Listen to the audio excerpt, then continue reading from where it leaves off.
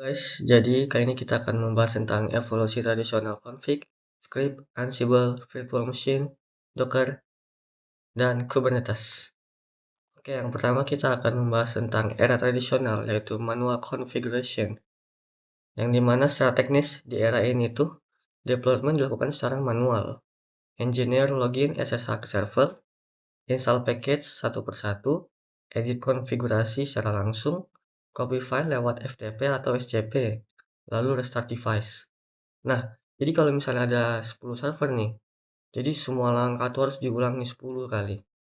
Nah, masalahnya di sini, langkah-langkah ini itu pertama, udah salah, tidak konsisten, lambat, sulit scaling. Jadi perumpamannya tuh kayak, bayangkan kamu punya banyak dapur kecil, kalau mau masak mie, kamu harus buka kompor satu persatu, isi air satu persatu, masaknya juga satu persatu. Punya 10 dapur, berarti ulang pekerjaannya 10 kali.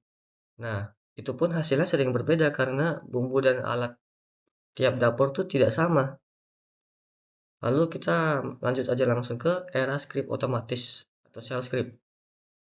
Penjelasan teknisnya, engineer mulai membuat script Bash, Python, atau Batch. Script ini menjalankan langkah-langkah otomatis seperti install package, copy file, dan restart device. Nah, masalahnya di sini, script itu tidak idempotent. Satu, jika dijalankan 2 kali, dia bisa rusak. Lalu tetap harus login ke SSH server. Lalu ini juga sulit dikelola saat server banyak.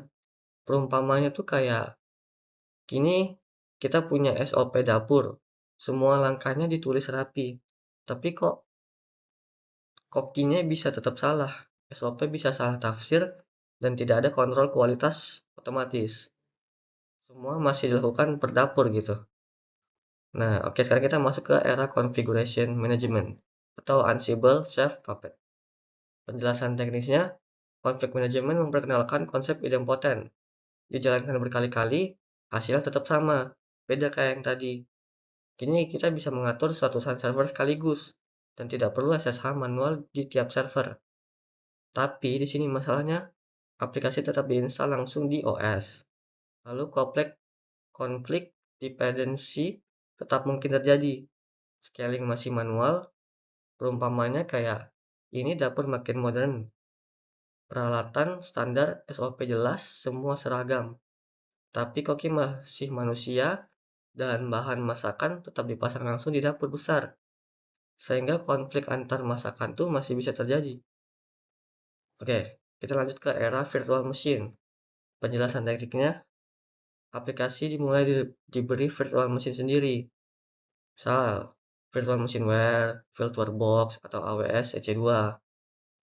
Tiap aplikasi itu punya AWS sendiri sehingga isolasinya lebih baik. Beda sama kayak tadi, yaitu OS-nya beda-beda. Nah, tapi masalah di sini, virtual machine itu dia berat. Bootnya lama, pengelolaan rumit, tetap perlu alat seperti Ansible. Perumpamannya tuh kayak setiap makanan sekarang punya dapur besar sendiri. Isolasi kuat, tidak saling menunggu. Tapi dapurnya besar, berat, nggak efisien untuk masakan kecil gitu. Nah, kita lanjut masuk ke era kontainer atau Docker. Penjelasan teknisnya, Docker itu hadir sebagai game changer. Ya, kontainernya ringan, cepat, dan membawa dependensinya sendiri. Lingkungan menjadi konsisten di mana saja. Nah, di Docker ini punya masalah, jika kontainernya banyak, itu siapa yang mengatur gitu. Scaling, restart, dan load balancingnya juga masih manual. Perumpamannya tuh kayak setiap masakan kini punya food truck mini, food truck bawa bumbu, alat, dan standar yang sama.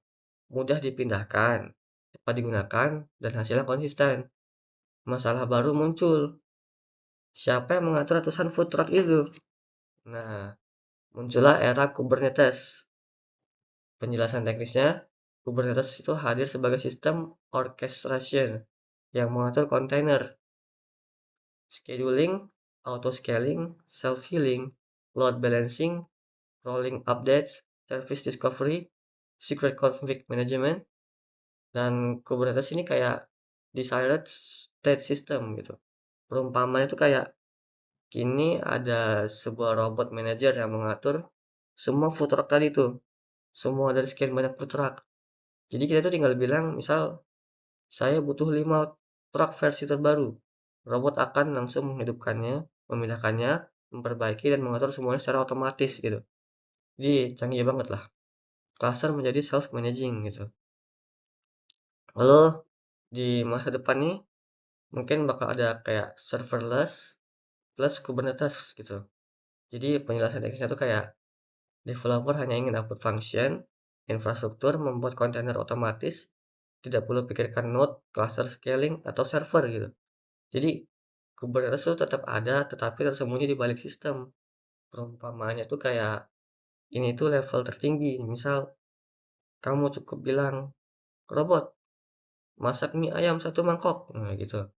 Robot membuat dapur mini instan, memasak, menyajikan, lalu menghilangkan dapurnya setelah selesai.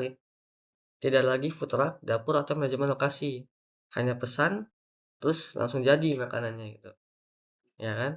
Nah, jadi itu ya semua penjelasan dari saya tentang evaluasi tradisional, config script, Ansible Virtual Machine, Docker, dan Kubernetes. Sekian dari saya.